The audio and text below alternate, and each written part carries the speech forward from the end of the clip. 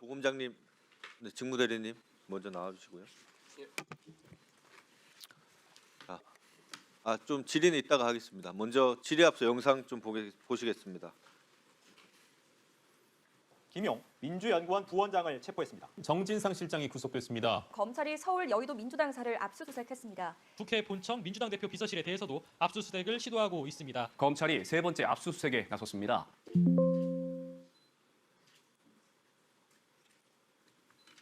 부원장을 체포했습니다. 정진상 실 잠깐만, 뭐 하는 거야?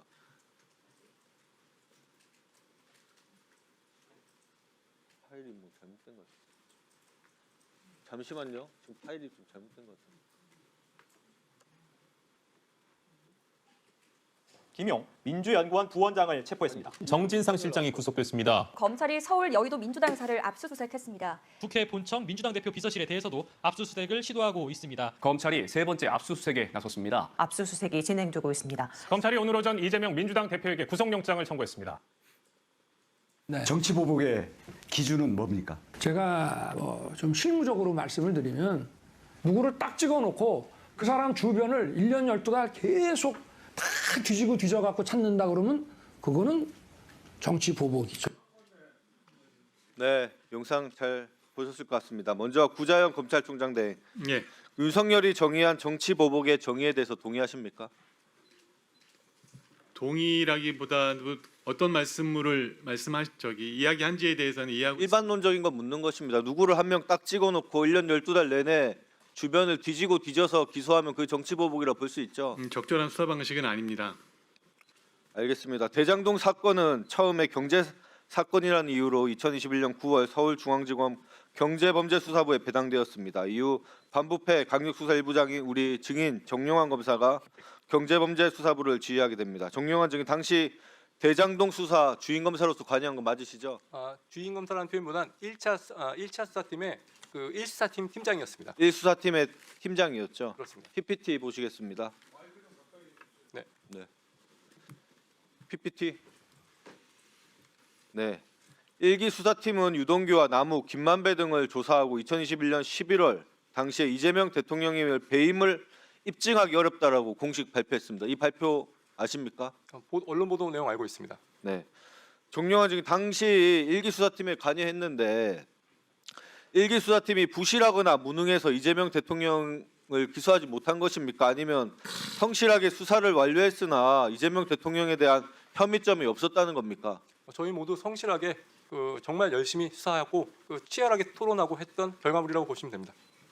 예를 정상적인 수사가 끝나고 이재명 대표에 대해서는 배임을 입증하기 어렵다고 공식 발표하고 대장동 일당들에 대한 기소만 진행됐습니다.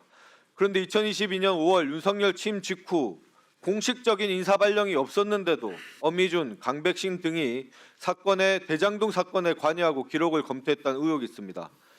정용환 증인 엄희준, 강백신이 정식 인사 발령 받기 전에 대장동 기록을 검토하고 사건에 관여했다라는 말이 있는데 이게 사실입니까? 제가 확인해 드릴 수 있는 부분은 엄희준 강백신 부장이 2022년 5월 이후에 중앙지검 직무대리 발령을 받고 서울 고검 내에 있는 공판호부의 사무실을 사용한 부분은 객관적으로 확인을 했습니다. 다만 그분들이 당시에 2022년 7월 정식으로 중앙지검 1부장, 특수 3부장을 보임하기 전 기간 동안 어떠한 일을 했는데까지는 제가 객관적으로 확인을 못한 상태입니다. 그 당시에 뭐 수사 기록이 드라이브에 올려서 열람이 됐다라는 이런 의혹도 있는데 거기에 대해서는 어떤가요? 제가 객관적인 사실관계에 대해서까지는 확인한 적은 없습니다. 드라이브에 그 업로드가 돼서 누가 열람을 했다는지 모르지만 업로드를 하고 열람한 흔적이 있다. 이 부분도 확인이 안 됐습니까? 저희가 드라이브에 업로드해서 수사팀원들이 공유했던 것은 맞고 다만 그 외에 저희 수사팀원 외에 다른 사람들이 접근했는지까지에 대해서는 제가 아는 바가 없습니다. 네, 알겠습니다. 자, 다음.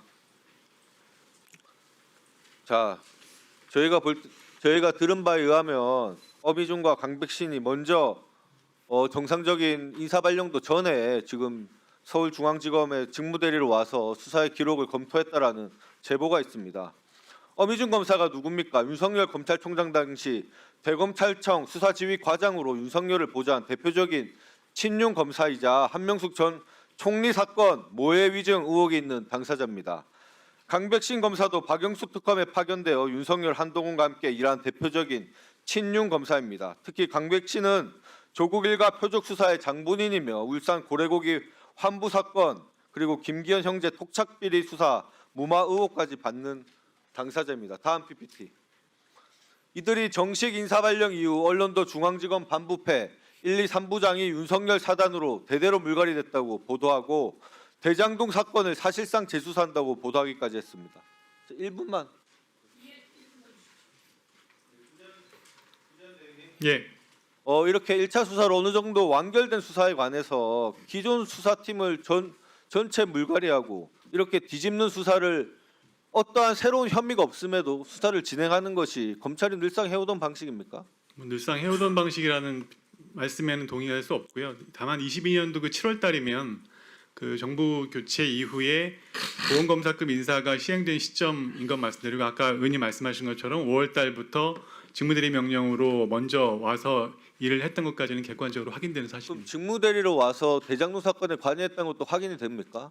직무대리로 그 배치표상에 나온 것까지 저도 오늘 아침에 배치표 같은 거 확인을 했는데요. 아니 그럼 직무대리로 와서 2달 동안 뭐 그것도 정식 인사 발령도 없이 무엇을 했는지 아무도 모릅니까? 현재까지는 제가 그 부분에 대해서는 확인한 바는 없습니다. 지금 배치표상과 당시에 직무대리 명령이 났었던 그 사실은 확인을 그럼 했습니다. 추가적으로 그 부분에 대해서 아니 검사가 왔으면 뭔가 일을 했을 거 아닙니까? 그 부분이 어떤 흔적도 없다는 건 저는 이해가 안 되니까 그 부분 정리해서 오후 전까지 좀 알려주세요. 확인해 보겠습니다. 예, 수고하셨습니다. 법무부 장관님, 예. 22년 7월에 임명장을 받고 가야 되는 거 아닙니까? 일단, 임명이 7월에 되는데 5월에 먼저 가서 일단 직무대리 발령을 먼저 받았기 때문에 그것은 가서 일하는 건 가능한 것 같습니다. 네. 직무대리 명령은 어떻게 받는 겁니까? 그럼 임명장을 주지 않고 직무대리니까 먼저 가서 일해요. 이렇게 하는 겁니까? 아니 그 검찰에서 저희 법무부에 요청이 오면 장관이 직무대리 발령을 합니다. 네. 예, 그런데 그렇게 직무대리 발령을 했고 그리고 만들어낸 수사가 이 이재명 관련한 대장동 수사의 결과물을 만들어냈다 이거죠? 그 당시 상황은 뭐 제가 그 장관이 아니었기 때문에 구체적인 내용은 잘 모르겠습니다. 다만 오늘 의원님들께서 지적하신 문제는 서울고검인권심의 TF나 또는 뭐 대검에서 적절하게 조사를 하리라 좀 보고 있습니다. 네. 지금 김동하 의원님이 지적하셨고 구자현 직무대행께서 확인한 바에 의하면 5월에 먼저 가서 일을 시작했다는 거 아닙니까? 일기와 다른 결과를 만들어낸 검사들이 모여서 시작했는데 이 내용 확실하게 감찰해 주십시오. 네, 구체적으로 어떠한 업무를 했는지 좀 확인해 보겠습니다. 예, 그렇게 해 주십시오. 아주 중요한 내용을 찾아주신 것 같습니다.